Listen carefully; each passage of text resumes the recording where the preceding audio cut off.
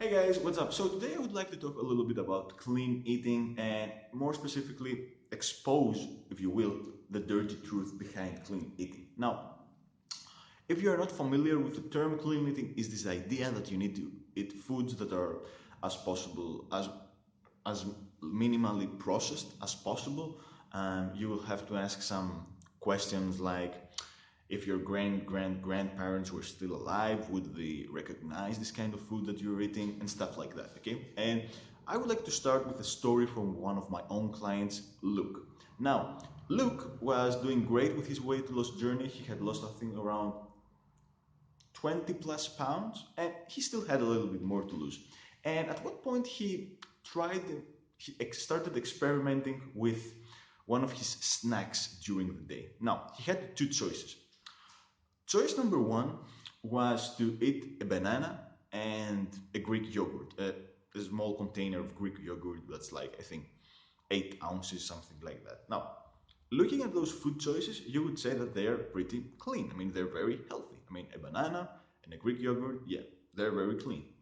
On the other hand, the second choice was something that we have here in Greece. You could say it's a little cheese pie. Okay, it's a pie that has cheese in it, so it's not very big. It's just for one person. Yeah, it's something processed. Okay, it has wheat. The cheese might not be 100% cheese. It might have some other kind of additives. I don't know, but yeah, it's not. You wouldn't consider it clean. Okay, the clean eating zealots would say, "Oh, this is not a clean food." Okay, so he tried eating those two different meals during his days, and what he discovered was very interesting because he discovered that after eating the banana and the Greek yogurt, he would feel bloated afterwards. Okay, so for whatever reason, those two quote unquote clean foods would make him feel bloated. He would feel a drop in his energy, and you know what? He didn't like how he felt.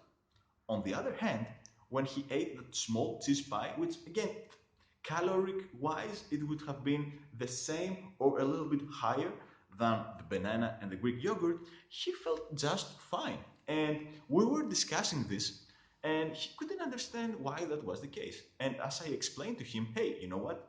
Our bodies work in mysterious ways. I mean, you could be autistic if you want and say, oh, I only need to be eating clean foods and, okay, follow these rules for the rest of your life. Or you can learn to experience your body. You can learn to look at how your body responds and, okay, adjust your plan accordingly. So in his case, we discovered that, you know what, eating a small processed food was a much better choice than the quote unquote clean eating options.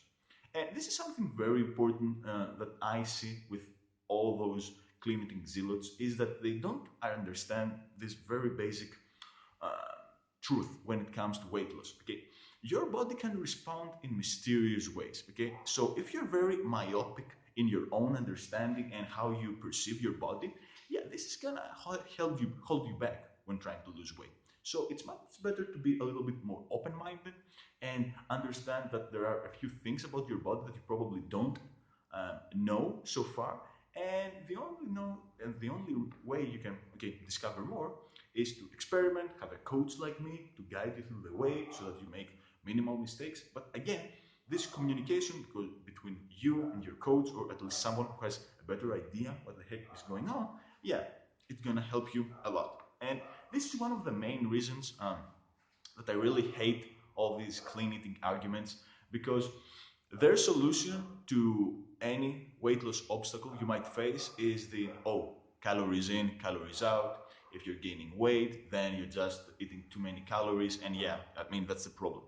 That's really autistic if you think about it, and it's really disrespectful to a lot of people because, first of all, yeah, calories in, calories out are gonna determine whether you lose weight or not. But okay, they are not the reason. They are not what. Let me give you another example. Let's say, for example, that you have been doing clean eating and you have lost some weight in the past, but something happened, and I mean, you gained all that weight back. Okay, now the mechanism behind your weight loss was that you ate less calories than the calories you needed, but the trigger, okay, wasn't calories in, calories out. It was something else. Okay, so when structuring a meal plan, sure, a clean eating basis is very good, but you also need to take into consideration, okay, what kind of obstacles did you specifically face in the past? Because you can have a ton of theory in your mind, okay, like, okay, how many calories, how many carbs, how many protein, how much should I work out, and stuff like that. But if you're not able to face any kind of obstacle or challenge that you're gonna come upon in your weight loss journey, yeah, all this theory is gonna be useless. I mean, there's this quote that knowledge is power, and then some other people say that no, applied knowledge is power, and the second quote is more accurate. Okay, you can know 1,000 weight loss tricks and tips and secrets and whatever, but if you don't know how to apply them in your specific situation to help you lose weight, yeah, it doesn't matter if you're eating minimally processed foods or whatever. Okay, so that's my main problem with the clean eating diet or the clean eating zealots. I mean, it's a great base to work on. I mean, sure, if you eat healthy foods, you're gonna feel great, and they can probably accelerate your weight loss journey.